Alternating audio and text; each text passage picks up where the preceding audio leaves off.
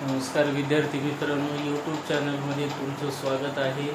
इयत्ता 11वीच्या चौथ्या धड्यामध्ये lodge of मोशनमध्ये part number 11मध्ये आपल्याला पाहायचं आहे या ठिकाणी characteristics of the centre of mass. Centre of मास म्हणजे काय सांगता येईल आपल्याला? It is a conceptual idea that is the mass should be concentrated at the particular point in the any material body. कोणत्याही मटेरियल बॉडीचं जे काही मास आहे, पूर्ण मास ते एका पॉइंटमध्ये एकवटलेले असते, त्याला आपण सेंटर ऑफ मास असं म्हणतो. हा सेंटर ऑफ मास कॅरेक्टर झाला. दिस इज द फर्स्ट कॅरेक्टर. पहा या ठिकाणी आपण characteristics of the centre of मास मध्ये काय सांगितलं? Center of mass is a hypothetical point. It is a hypothetical point at which entire mass of the body can be assumed to be concentrated. म्हणजे त्या ठिकाणी ते मास त्या ठिकाणी कॉन्सन्ट्रेट झालेलं असतं. दुसरा पॉइंट आपण त्या ठिकाणी असं सांगू शकतो की centre of mass is A location and not a physical quantity. म्हणजे ते त्या ठिकाणचं लोकेशन आहे, ती फिजिकल क्वांटिटी नाही. It is a hypothetical point आहे तो, आणि हायपोथेटिकल पॉइंट असून तो त्या ठिकाणचं काय केलेलं आहे? लोकेशन पॉइंट आहे तो, आणि लोकेशन पॉइंट असून त्या ठिकाणी तो कोणताही फिजिकल क्वांटिटी त्या ठिकाणी रिप्रेझेंट करत नाही. Not a physical quantity.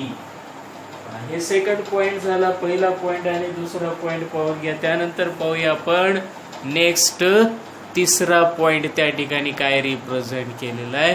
Third point.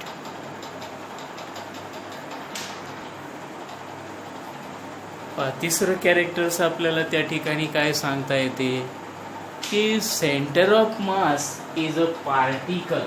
Centre of mass काय? Is a particle equivalent of a given object for applying laws of motion. म्हणजे त्या पॉइंट्सवर आपल्याला लॉज ऑफ मोशन स्टडी करता येतात. Centre of mass is equivalent point. त्यानंतर पुढचा मुद्दा आपल्याला त्या ठिकाणी सांगता येते चौथा. Centre of mass is a point at which if a force is applied. जर आपण सेंटर ऑफ मासवर फोर्स जर का अप्लाइड केला तर त्या ठिकाणी जे काही मोशन त्याला प्राप्त होईल ते अँग्युलर ॲक्सेलरेशन नसणार असेल, तर त्या ठिकाणी काय होईल? ते जे काही ॲक्सेलरेशन त्याला प्राप्त होते हे लिनियर ॲक्सेलरेशन आहे, अँग्युलर ॲक्सेलरेशन नसेल त्याला. आपण एखादा राऊंडेड असणारी एक पेन घेतली, आपण या पेनचा सेंटर ऑफ पॉइंट आपण कन्सिडर केला, आणि या सेंटर ऑफ पॉइंटवर आपण असं जर फोर्स अप्लाय केला तर काय होईल? हे रोलिंग मोशन होईल, आणि रोलिंग मोशन होऊन काय होईल? हा पेन काय होईल? पुढच्या दिशेने जाईल, म्हणजे लिनियर ॲक्सेलरेशन त्याला प्राप्त होईल. म्हणजेच आपलं चौथं कॅरेक्टर्स काय सांगते की centre of mass is a point at which if force is applied. या सेंटर पॉइंटला आपण जर का फोर्स दिला तर ती वस्तू काय होईल? पुढच्या दिशेनं काय होईल? याचं रोलिंग मोशन होईल. याचं काय होईल? असं रोलिंग मोशन होईल. या रोलिंग मोशनमुळे काय होईल? त्याला जे काही डायरेक्शन प्राप्त होईल हे लिनियर डायरेक्शन प्राप्त होईल. पण लिनियर डायरेक्शन प्राप्त झाल्यामुळे त्या ठिकाणी अँग्युलर ॲक्सेलरेशन येणारच नाही, त्याला लिनियर ॲक्सेलरेशन प्राप्त होईल त्या वस्तूला. म्हणजेच आपण चौथं कॅरेक्टर या ठिकाणी रिप्रेझेंट केलेलं आहे की centre of mass is a point at which if a force is applied it causes only linear acceleration and not angular acceleration. आता त्याच्या पुढचा आपण पाहूया 5 नंबरचा पॉइंट. त्या ठिकाणी पाहूया 5th नंबर पॉइंट.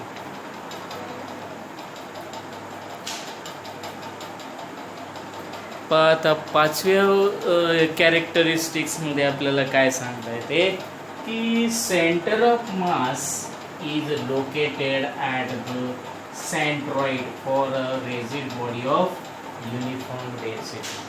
ज्याची डेन्सिटी ही युनिफॉर्म असेल तर अशा मटेरियल बॉडीमध्ये त्याचा जो काही मास एकवटलेला पॉइंट असतो तो सेंटर ऑफ मास पॉइंट हा सेंट्रॉइड असतो.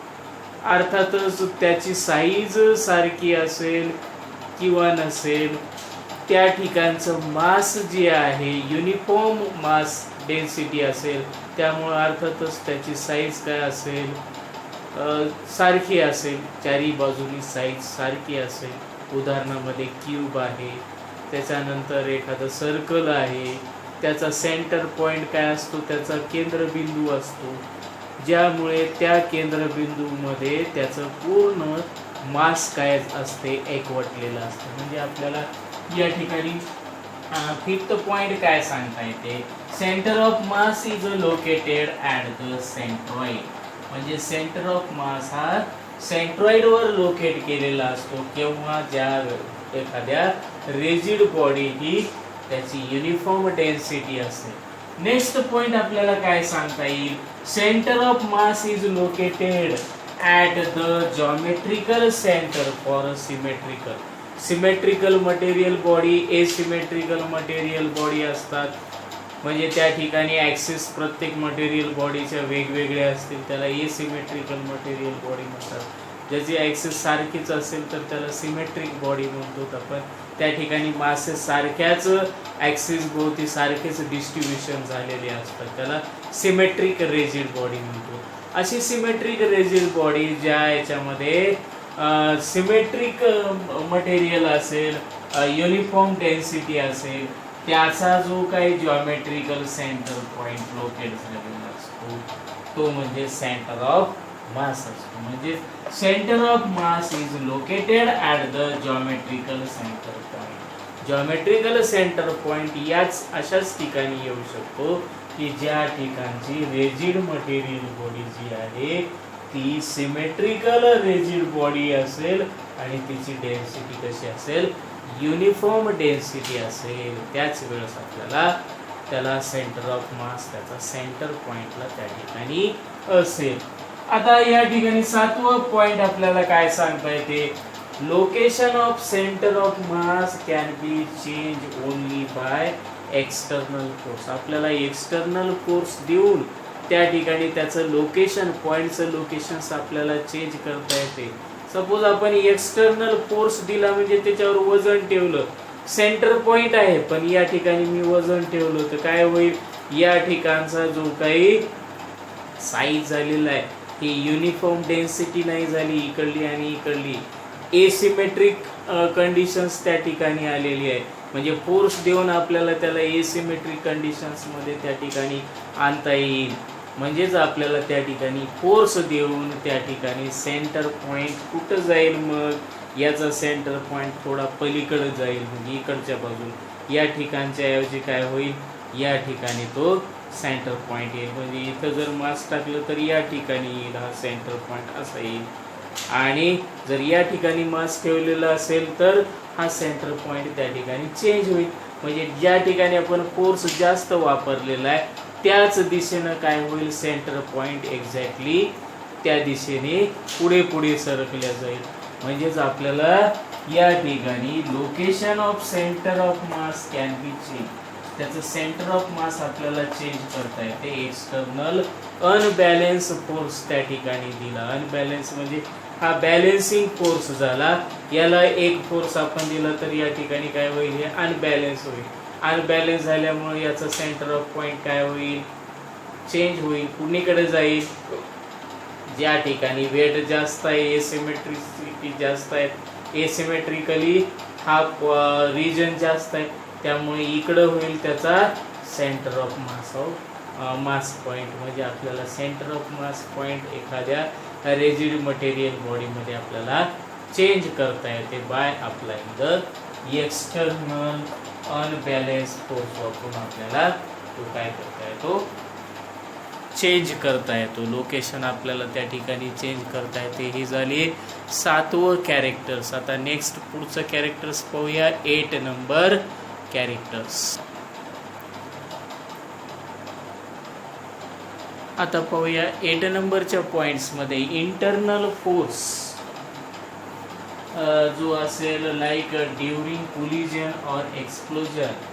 या ठिकाणी आपण इंटरनल फोर्स अप्लाय करतो सिस्टीम ऑफ मटेरियल बॉडीमध्ये, त्या ठिकाणी never change the location of centre of मास, त्या ठिकाणचा सेंटर ऑफ मास मटेरियल बॉडीचा चेंज होत नाही. कोलिजन असो किंवा एक्सप्लोजन असो, त्या प्रक्रियेमध्ये इंटरनल फोर्समध्ये त्या ठिकाणी चेंज होत नाही. ठीक आहे.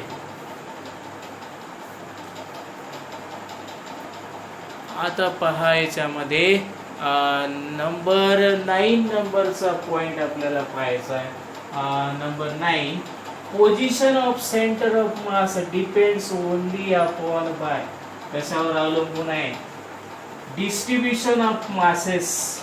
त्या ठिकाणी मास कशा पद्धतीने डिस्ट्रीब्यूट झालेला आहे, एखाद्या मटेरियल बॉडीमध्ये मास कशा पद्धतीने डिस्ट्रीब्यूट झालेला आहे आणि ते मास कशा पद्धतीने आपण डिस्ट्रीब्यूट केलेलं आहे, एक सारख्या डिस्टन्स नुसार आपण त्या ठिकाणी मासला डिस्ट्रीब्युशन केलेलं आहे. हाऊएव्हर टू डिस्क्राईब इट्स लोकेशन, त्याचं लोकेशन आपल्याला डिस्क्राईब करण्यासाठी आपण काय करतो, त्या ठिकाणी कोऑर्डिनेट सिस्टीम आपण त्या ठिकाणी यूज करतो. म्हणजे कोणती मास सेंटर ऑफ मास आपल्याला काढायचं असेल तर त्या ठिकाणी जे काय मास आपण कन्सिडर करतो ते मास सारख्या डिस्टन्समध्ये आपण त्या ठिकाणी युनिफॉर्मली आपण कन्सिडर करत असतो आणि ते युनिफॉर्मली डिस्टन्स आपण कन्सिडर करून त्या ठिकाणी कोऑर्डिनेट सिस्टीमचा आपण त्या ठिकाणी वापर करत असतो. की मास आपल्याला सेंटर ऑफ मास त्या ठिकाणी ॲक्च्युअल पॉईंट आपल्याला त्या ठिकाणी कन्सिडर करता येईल. म्हणजे हे काय झालं, यालाच काय म्हणू शकतो, in statistically centre of mass is a weighted average of individual mass. त्यालाच आपण weighted average of the individual masses आपण असं म्हणू शकतो.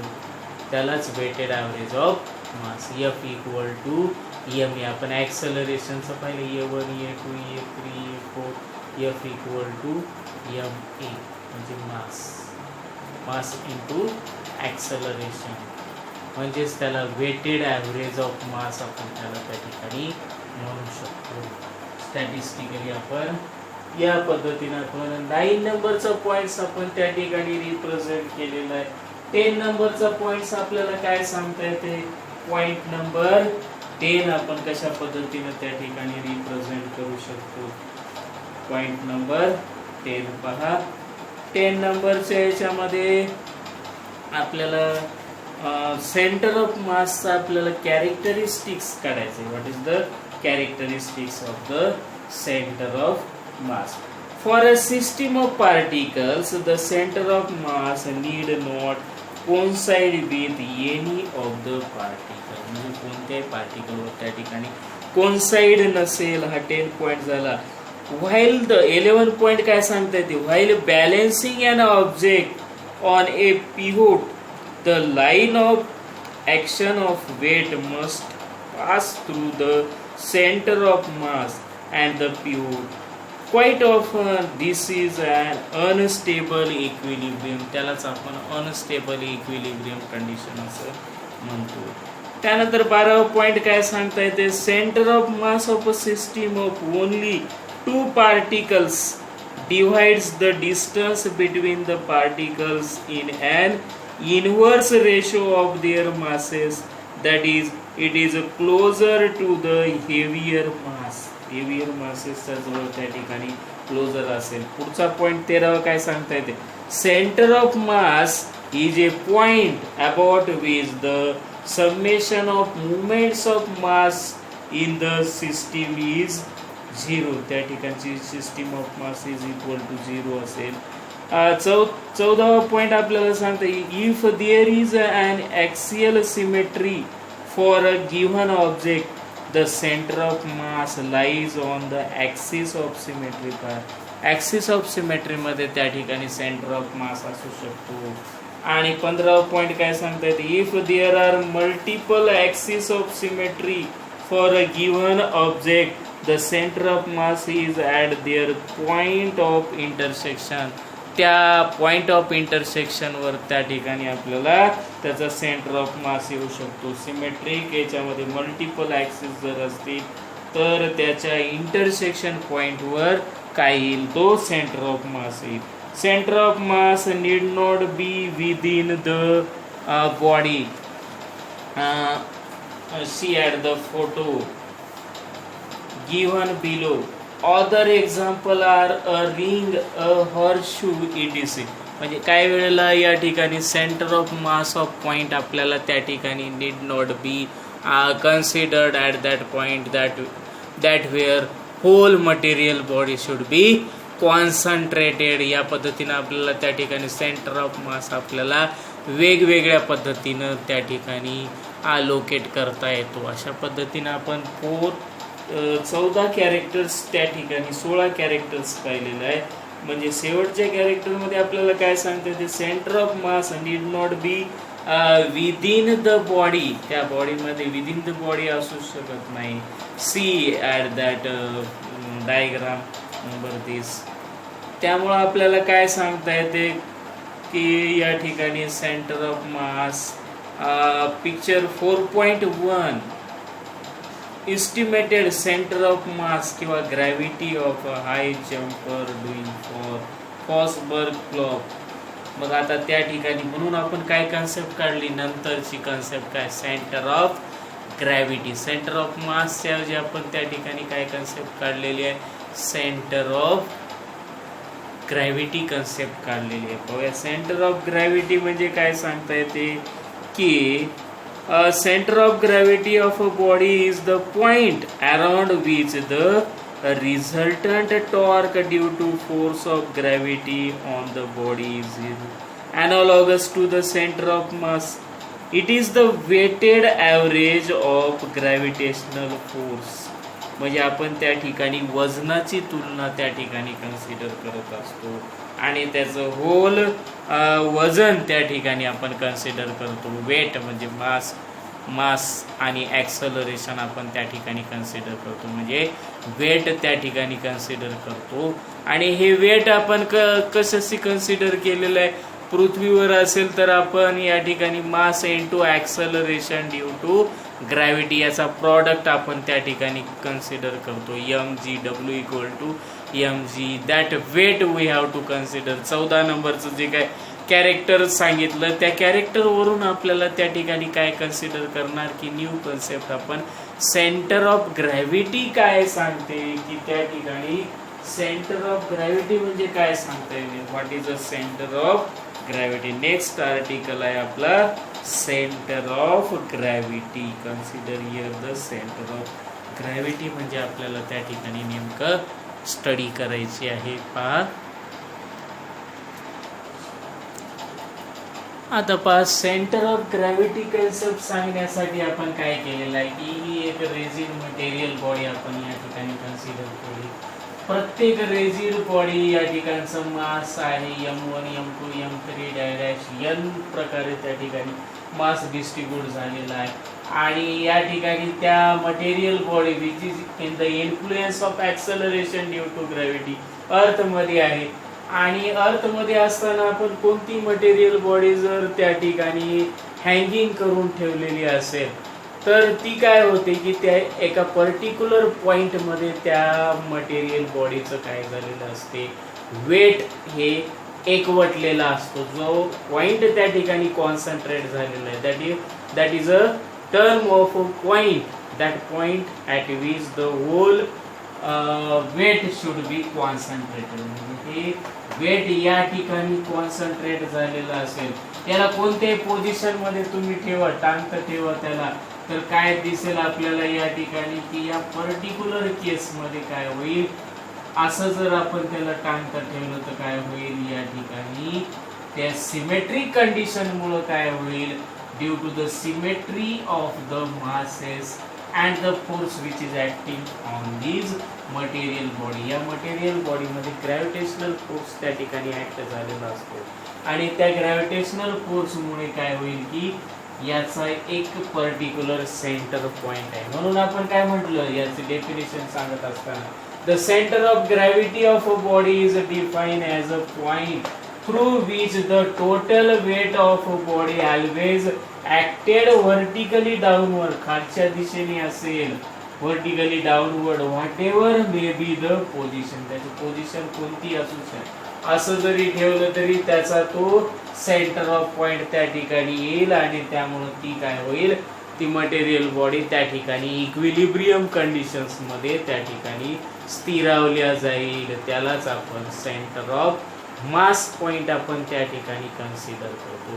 त्याला सेंटर ऑफ काय म्हणतो, sorry, centre of gravity point म्हणतो. This is called a centre of gravity point. म्हणजे आपल्याला सेंटर ऑफ ग्रॅव्हिटीची थोडी संकल्पना या ठिकाणी कन्सिडर करण्यात आलेली आहे की ज्यावेळेस आपण वेट उडी मारतो किंवा जम्पिंग करतो त्यावेळेस आपला सेंटर ऑफ मास आपण आपल्या बॉडीचा जो काही सेंटर ऑफ मास असतो, हा सेंटर ऑफ मास आपल्याला संकल्पना घेता येणार नाही. तर त्या ठिकाणी काय झालेलं आहे, ॲक्सलरेशन त्या ठिकाणी झालेलं आहे.